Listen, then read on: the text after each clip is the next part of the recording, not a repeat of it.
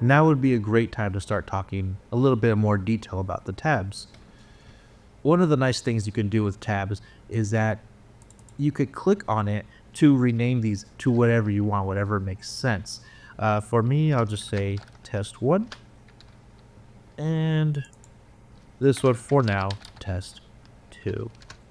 So that's one nice thing, is that you are able to type in and rename any of these tabs except for the original. Also, if you do not want these tabs to be on one side over the other, you could simply just drag and move it over.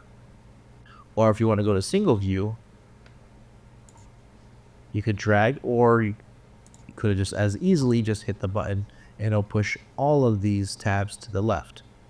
Additionally, you are always able to grab one. You see how it highlights each section? Now that just drops it here, but I could always just drop it on this side of the player panel, and now I have the side-by-side or the split view.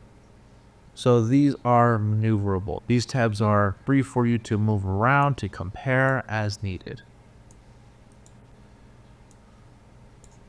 Now when doing enhancements, you might want to do a couple different tests of Proteus, Nyx, Iris, or try a couple different variations of each one of those. Now you are able to do that. For example, let's start with test 1. Matter of fact, let me remove this one here. Okay. And so test 1, we will just throw an enhancement, and I'm going to say we use Proteus.